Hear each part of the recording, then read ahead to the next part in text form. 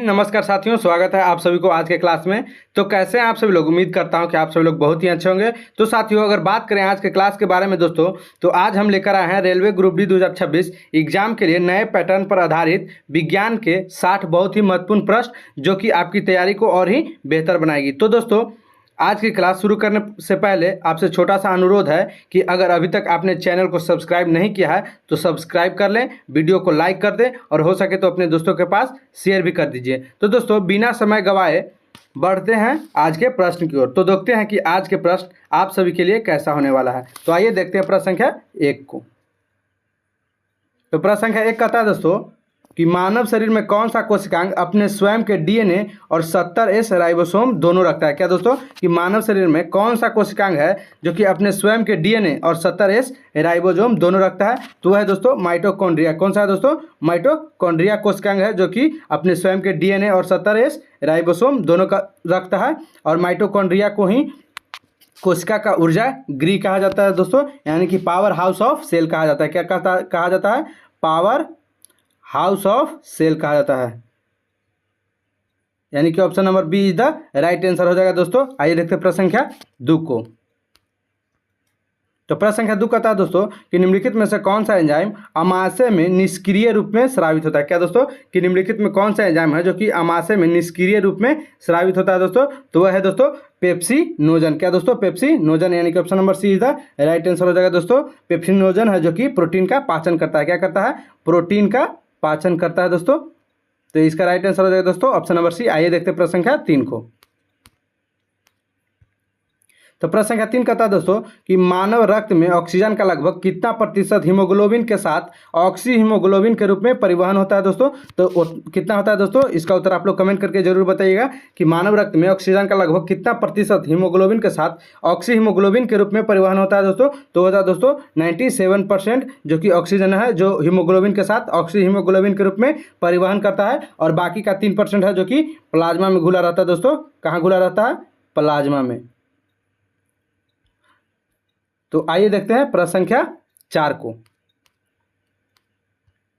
प्रश्न संख्या 4 कहता है दोस्तों कि यदि किसी व्यक्ति की पिट्यूटरी ग्रंथि बचपन में ग्रोथ हार्मोन का अत्यधिक स्राव करे। क्या दोस्तों, कि यदि किसी व्यक्ति की पिट्यूटरी ग्रंथि बचपन में ग्रोथ हार्मोन का अत्यधिक स्राव करे तो कौन सा रोग होता है दोस्तों? अगर ग्रोथ हार्मोन बचपन में अत्यधिक स्रावित होता है दोस्तों तो वह व्यक्ति में गीगाटिज्म हो जाता है दोस्तों। गीगाटिज्म करने का मतलब है दोस्तों उसकी लेंथ में अत्यधिक वृद्धि हो जाता है दोस्तों, यानी कि option number C is the right, B is the right answer हो जाएगा। आइए देखते हैं प्रश्न संख्या 5 को।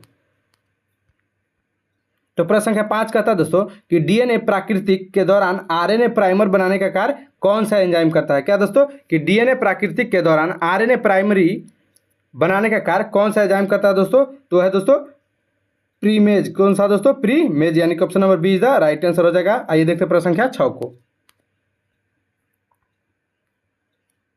प्रश्न संख्या 6 कहता है दोस्तों कि मानव शरीर में निम्नलिखित में से कौन सा हार्मोन रक्त में कैल्शियम का स्तर बढ़ाता है। क्या दोस्तों, कि मानव शरीर में निम्नलिखित में से कौन सा हार्मोन है जो कि रक्त में कैल्शियम का स्तर बढ़ा देता है? तो इसका उत्तर आप लोग कमेंट करके जरूर बताइए दोस्तों कि कौन सा हार्मोन है जो कि कैल्शियम का स्तर बढ़ा देता है रक्त में? तो है दोस्तों पैराथोर्मोन। क्या दोस्तों? पैराथोर्मोन, जो कि इसे पीटीएच से सूचित करते हैं। तो पीटीएच के बारे में बात करें दोस्तों तो पीटीएच है जो कि पैराथोराइड ग्रंथि से स्रावित होता है। कौन ग्रंथि से स्रावित होता है दोस्तों? पैराथोराइड ग्रंथि से स्रावित होता है और हड्डियों से कैल्शियम को रक्त में लाकर उसका स्तर बढ़ाता है। जबकि कैल्किटोनिन है दोस्तों जो कि रक्त में कैल्शियम कम करता है। रक्त में कैल्शियम कौन करता है दोस्तों? तो कैल्किटोनिन। कौन? कैल्किटोनिन, यानी कि इसका उत्तर हो जाएगा दोस्तों ऑप्शन नंबर बी। आइए देखते हैं प्रश्न संख्या 7 को।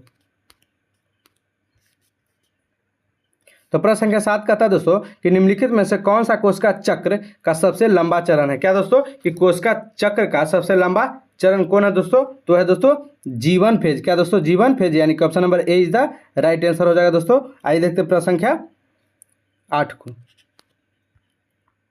तो प्रश्न संख्या 8 कहता है दोस्तों कि ABO रक्त समूह, यानी कि ब्लड ग्रुप ABO रक्त समूह की खोज किस वैज्ञानिक ने की थी दोस्तों? तो इसका उत्तर आप लोग कमेंट करके जरूर बताइए दोस्तों कि blood A, blood B, blood O group समूह की खोज किस वैज्ञानिक ने किया था दोस्तों? तो है दोस्तों कार्ल लैंडस्टेनर। क्या दोस्तों? कार्ल लैंडस्टेनर ने इन्होंने 1901 ईस्वी में, क्या दोस्तों 1901 ईस्वी में ए, बी और ओ ब्लड ग्रुप की खोज की थी दोस्तों, जिसे इन्हें 1930 में नोबेल पुरस्कार मिला था। कितना में मिला था? 1930 में नोबेल पुरस्कार मिला था दोस्तों। तो इसका उत्तर हो जाएगा दोस्तों ऑप्शन नंबर बी। आइए देखते हैं प्रश्न संख्या 9 को। तो प्रश्न संख्या 9 कहता है दोस्तों कि प्रकाश संश्लेषण यानी फोटोसिंथेसिस की डार्क रिएक्शन किस कोशिकांग के किस भाग में होता है? क्या दोस्तों? ये प्रकाश संश्लेषण की डार्क रिएक्शन किस कोशिकांग के किस भाग में होता है दोस्तों? तो वो होता है दोस्तों स्ट्रोमा में। कौन सा होता है दोस्तों? स्ट्रोमा में, यानी कि option number C is the right answer हो जाएगा। आइए देखते हैं प्रश्न संख्या 10 को।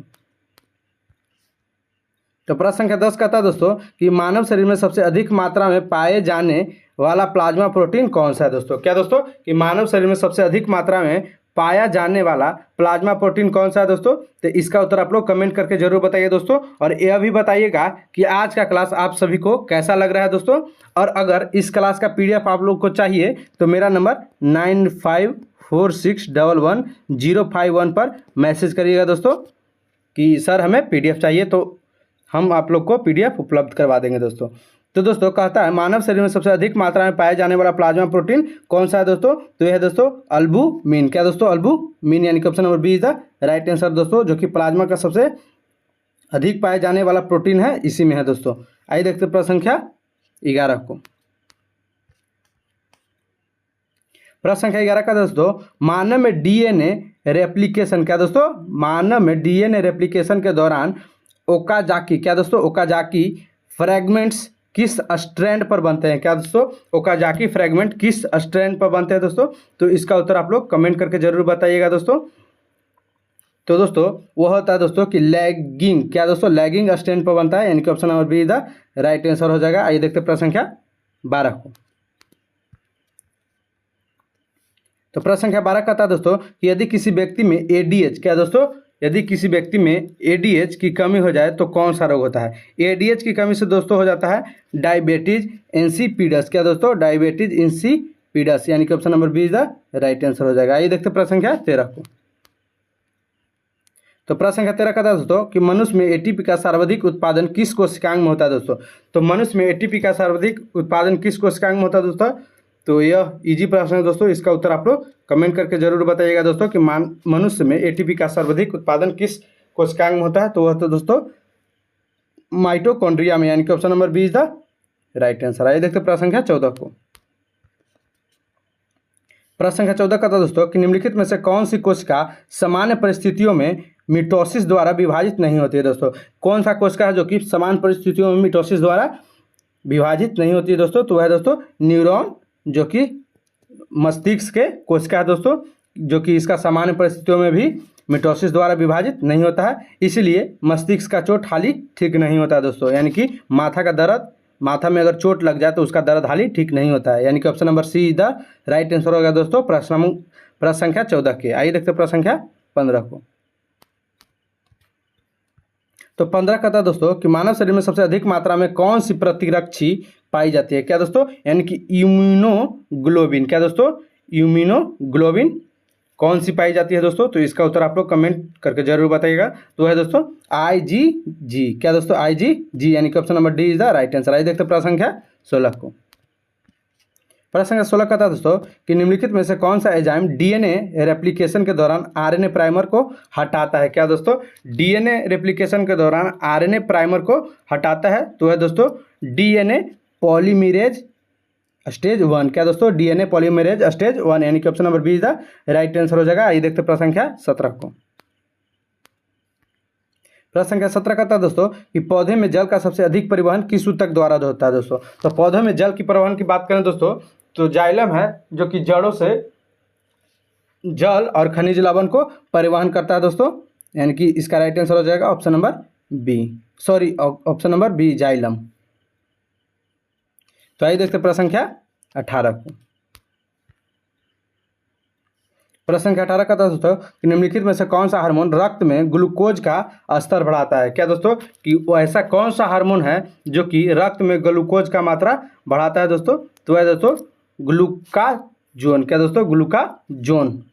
अगर इसके बारे में बात करें दोस्तों ग्लूकाजोन, तो ग्लूकाजोन यकृत में ग्लाइकोजोन को क्या दोस्तों, ग्लाइकोजोन को क्या करता है, ग्लाइकोजेन को ग्लूकोज में बदलकर रक्त में शर्करा का स्तर बढ़ाता है दोस्तों, जो कि इंसुलिन है, जो कि इसका विपरीत कार्य करता है। तो इसका राइट आंसर हो जाएगा दोस्तों ऑप्शन नंबर बी। आइए देखते हैं प्रश्न संख्या 19 को। तो प्रश्न संख्या 19 का था दोस्तों कि मेंडल के अनुसार दो विपरीत लक्षणों में केवल एक लक्षण का व्यक्ति होना किस नियम को दर्शाता है। क्या दोस्तों, कि मेंडल के अनुसार दो विपरीत लक्षणों में केवल एक लक्षण का व्यक्त होना किस नियम को दर्शाता है दोस्तों, तो है दोस्तों लॉ ऑफ डोमिनेंस। क्या दोस्तों, लॉ ऑफ डोमिनेंस, यानी कि option number B is the right answer हो जाएगा। आइए देखते हैं प्रश्न संख्या 20 को। तो प्रश्न संख्या 20 का था दोस्तों कि लाइकेन किन दो जीवों का सहजीवी संबंध है। क्या दोस्तों, कि लाइकेन किन दो जीवों का सहजीवी संबंध है, तो है दोस्तों शैवाल और कवक का, यानी कि option number A is the right answer. आइए देखते हैं प्रश्न संख्या 21 को। तो प्रश्न संख्या 21 का था दोस्तों कि निम्नलिखित में से किस प्रजाति में केंद्रीय परमाणु का सबसे अधिक लोन पेयर उपस्थित होता है। क्या दोस्तों, कि निम्नलिखित में से किस प्रजाति में केंद्रीय परमाणु का सबसे अधिक लोन पेयर उपस्थित होता है दोस्तों, तो इसका उत्तर आप लोग कमेंट करके जरूर बताइएगा दोस्तों कि किस प्रजाति में केंद्रीय परमाणु का सबसे अधिक लोन पेयर होता है दोस्तों, तो वह दोस्तों H2O यानी ऑक्सीजन के, क्या दोस्तों, सॉरी जल के, क्या दोस्तों H2O यानी कि जल का। तो option number B is the right answer हो जाएगा। आइए देखते प्रश्न संख्या 22 को। तो प्रश्न संख्या 22 का था दोस्तों कि निम्नलिखित में से किस तत्व की प्रथम आयनीकरण ऊर्जा का सबसे अधिक होती है। क्या दोस्तों, कि निम्नलिखित में से किस तत्व की प्रथम आयनीकरण ऊर्जा सबसे अधिक होती है, तो वह है दोस्तों क्या, नियॉन का दोस्तों, क्या नियॉन का, यानी कि option number D is the right answer हो जाएगा। ये देखते प्रश्न संख्या 23 को। तो प्रश्न संख्या 23 का था दोस्तों कि निम्नलिखित में से कौन सा यौगिक हाइड्रोजन बॉन्डिंग के कारण असमान रूप से उच्च क्वथनांक प्रदर्शित करता है। क्या दोस्तों, कि निम्नलिखित में से कौन सा यौगिक हाइड्रोजन बॉन्डिंग के कारण असमान रूप से उच्च क्वथनांक प्रदर्शित करता है, तो इसका उत्तर आप लोग कमेंट करके जरूर बताइए दोस्तों। तो इसका उत्तर हो दोस्तों अमोनिया। क्या दोस्तों, अमोनिया, यानी कि option number B is the right answer. आइए देखते प्रश्न संख्या 24 को। तो प्रश्न संख्या 24 का था दोस्तों कि किसी अभिक्रिया का हाइड्रोजन -120 kg प्रति मोल है और सल्फर -30 जूल मोल प्रति kg है, तो यह अभिक्रिया स्वतः कब होगी, तो इसका राइट आंसर हो जाएगा दोस्तों केवल निम्न ताप पर होती है दोस्तों, यानी कि option number B is the right answer. आइए देखते प्रश्न संख्या 25 को। तो प्रश्न संख्या 25 का था दोस्तों कि अम्लीय माध्यम में KMnO4 में Mn की ऑक्सीकरण अवस्था +7 से बढ़कर क्या हो जाती है, तो हो जाती है दोस्तों +2 हो जाती है दोस्तों, यानी कि option number A is the right answer. आइए देखते प्रश्न संख्या 26 को। प्रश्न संख्या 26 का था दोस्तों कि निम्नलिखित में से किस यौगिक में केंद्रीय परमाणु का संकरण sp3d2 होता है। क्या दोस्तों, कि निम्नलिखित में से किस यौगिक के केंद्रीय परमाणु का संकरण sp3 और d2 होता है दोस्तों, तो इसका उत्तर आप लोग कमेंट करके जरूर बताइएगा दोस्तों कि किस परमाणु का संकरण sp3 और d2 होता है, तो वह दोस्तों SF6 का। क्या दोस्तों, SF6 का। तो इसका राइट आंसर हो जाएगा दोस्तों ऑप्शन नंबर बी। आइए देखते प्रश्न संख्या 27 को।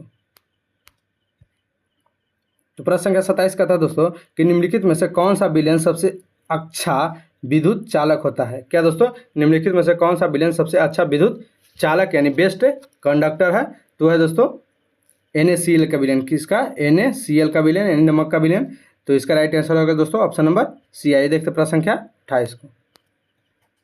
तो प्रश्न संख्या 28 का था दोस्तों कि हेक्सामिन कोबाल्ट टेट्राक्लोराइड। क्या दोस्तों, हेक्सामिन कोबाल्ट टेट्राक्लोराइड की ऑक्सीकरण अवस्था क्या है दोस्तों, तो इसका उत्तर आप लोग कमेंट करके जरूर बताइएगा कि हेक्सामिन कोबाल्ट टेट्राक्लोराइड का ऑक्सीकरण अवस्था क्या है, तो है दोस्तों +3 का, यानी कि option number C is the right answer. आइए देखते प्रश्न संख्या 29 को। तो प्रश्न संख्या 29 का था दोस्तों कि निम्नलिखित में से कौन सा यौगिक टॉलेंस रिएजेंट के साथ सिल्वर मिरर टेस्ट देता है। क्या दोस्तों, निम्नलिखित में कौन सा यौगिक टॉलेंस रिएजेंट के साथ सिल्वर मिरर टेस्ट देता है दोस्तों, तो है दोस्तों एसिड एल्डिहाइड। क्या दोस्तों, एसिड एल्डिहाइड। तो यानी कि option number B is the right answer हो जाएगा। आइए देखते प्रश्न संख्या 30 को। तो प्रश्न संख्या 30 का था दोस्तों कि निम्नलिखित में से कौन सा पॉलीमर संघनन बहुलीकरण द्वारा बनता है। क्या दोस्तों, कि निम्नलिखित में से कौन सा पॉलीमर संघनन बहुलीकरण द्वारा बनता है दोस्तों, तो है दोस्तों नाइलॉन 66 क्या दोस्तों, नाइलॉन 66 यानी कि ऑप्शन नंबर सी इधर राइट आंसर। आइए देखते प्रश्न संख्या 31 को। तो प्रश्न संख्या 31 का था दोस्तों कि निम्नलिखित में से कौन सा डी ब्लॉक तत्व सबसे अधिक ऑक्सीकरण अवस्था +8 प्रदर्शित करता है दोस्तों, तो होता है दोस्तों क्रोमियम का, यानी कि option number B is the right answer. आइए देखते प्रश्न संख्या 32 को।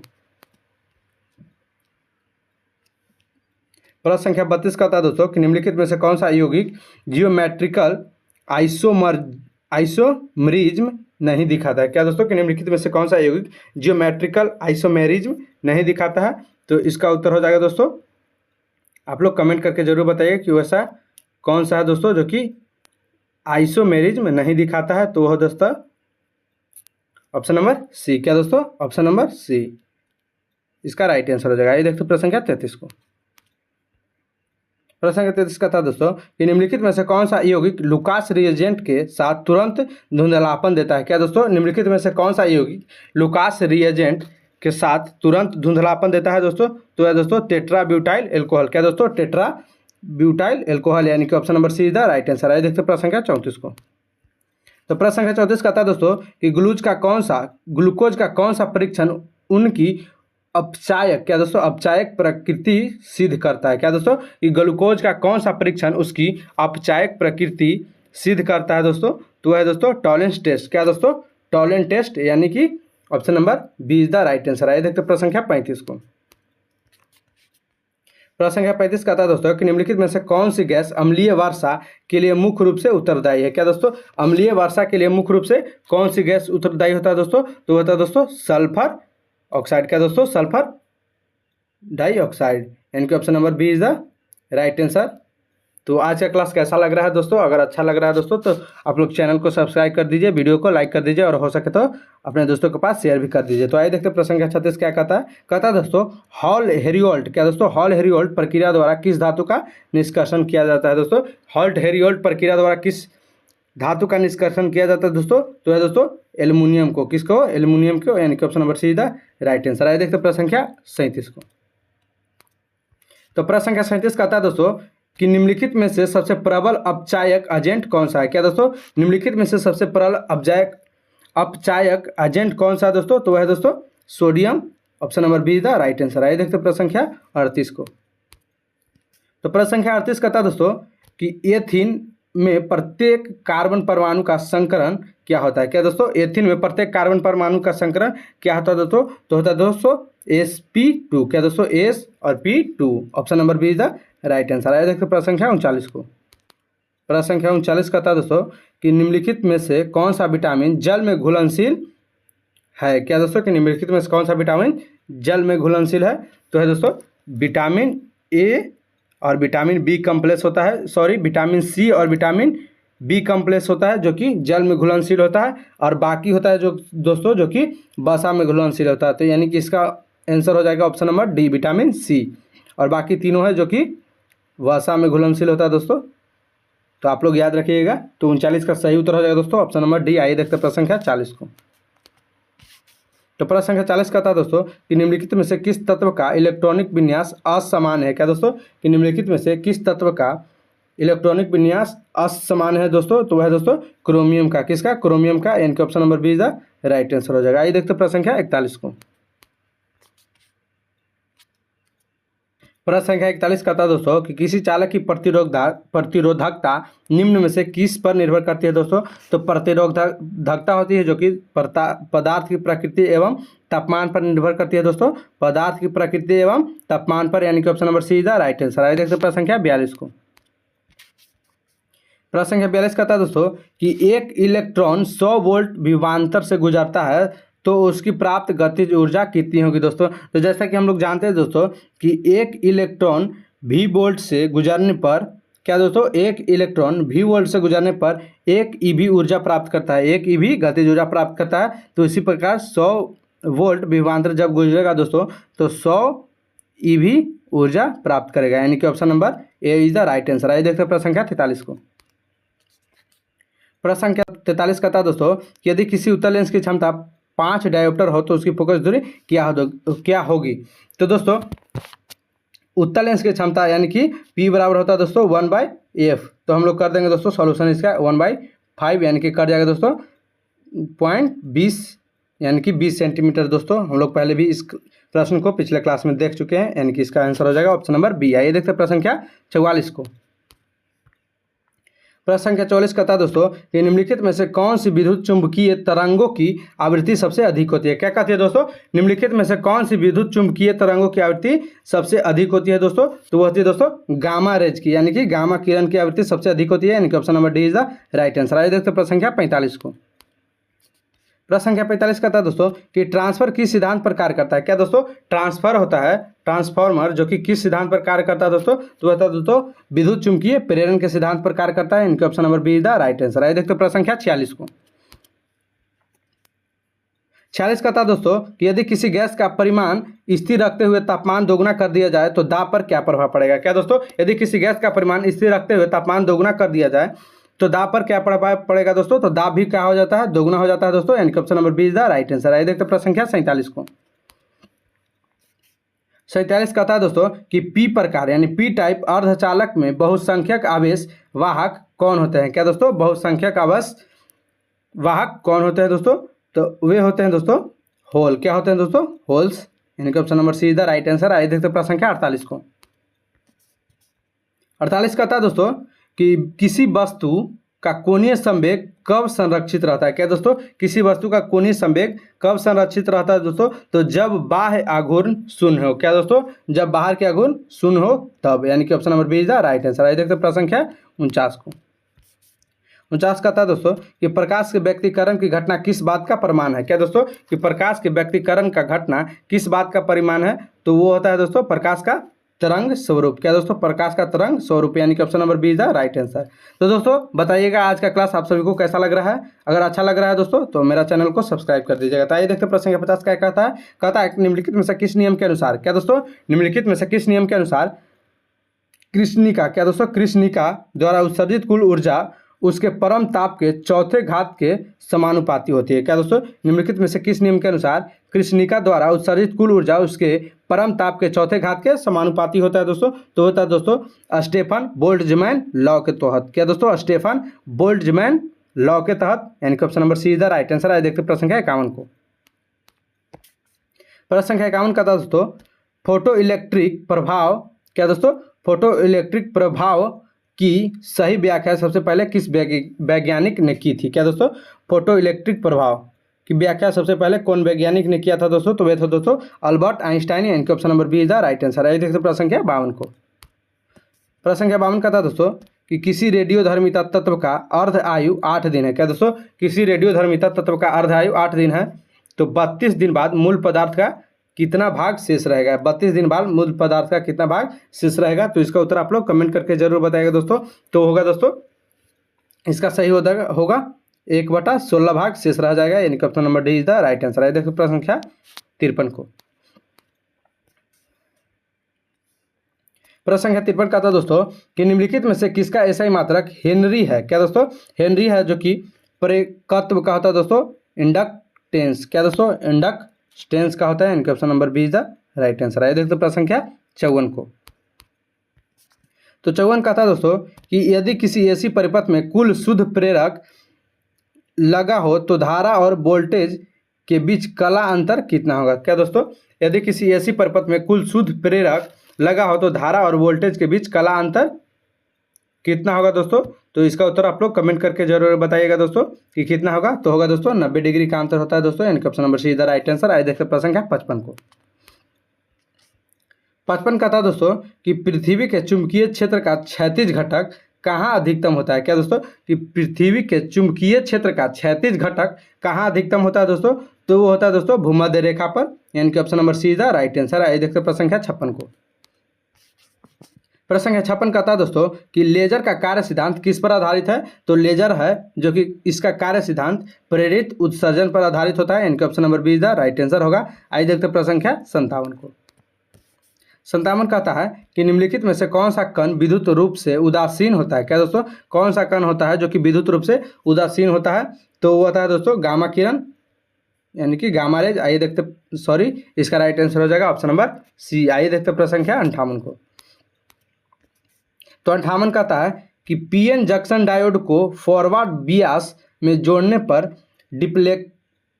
डिप्लेशन लेयर पर क्या प्रभाव पड़ता है? क्या दोस्तों, पीएन जंक्शन डायोड को फॉरवर्ड बीएस में जोड़ने पर डिप्लेशन लेयर पर क्या प्रभाव पड़ता है दोस्तों? तो इसका उत्तर आप लोग कमेंट करके जरूर बताइए दोस्तों कि क्या प्रभाव पड़ता है। तो होता है दोस्तों कि घट जाता है। Option number B is the right answer है। देखिए प्रश्न संख्या 59 को।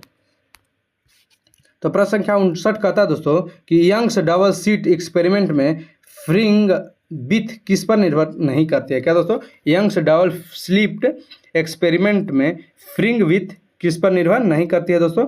तो है दोस्तों कि प्रकाश की तीव्रता पर निर्भर नहीं करती है, बाकी सभी पर निर्भर करता है, यानी कि option number D is the right answer है। देखते हैं प्रश्न संख्या 60 को।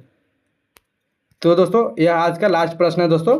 तो दोस्तों अगर आपको इस क्लास का पीडीएफ चाहिए तो मेरा नंबर 9546110514 पर मैसेज करिएगा दोस्तों, आपको पीडीएफ उपलब्ध करा दिया जाएगा। तो दोस्तों 60 कहता है कि परमाणु रिएक्टर में न्यूट्रॉनों की गति कम करने के लिए किसका उपयोग किया जाता है? क्या दोस्तों, कि परमाणु रिएक्टर में न्यूट्रॉनों की गति करने के लिए किसका उपयोग किया जाता है दोस्तों? तो होता है दोस्तों ग्रेफाइट का उपयोग किया जाता है, इनका option number B is the right answer. तो दोस्तों आज का क्लास यहीं समाप्त होता है दोस्तों। अगर क्लास अच्छा लगा हो दोस्तों तो चैनल को सब्सक्राइब कर दीजिएगा, वीडियो को लाइक कर दीजिएगा और अपने दोस्तों के पास शेयर कर दीजिएगा। तो आज का क्लास यहीं समाप्त होता है। थैंक यू, धन्यवाद।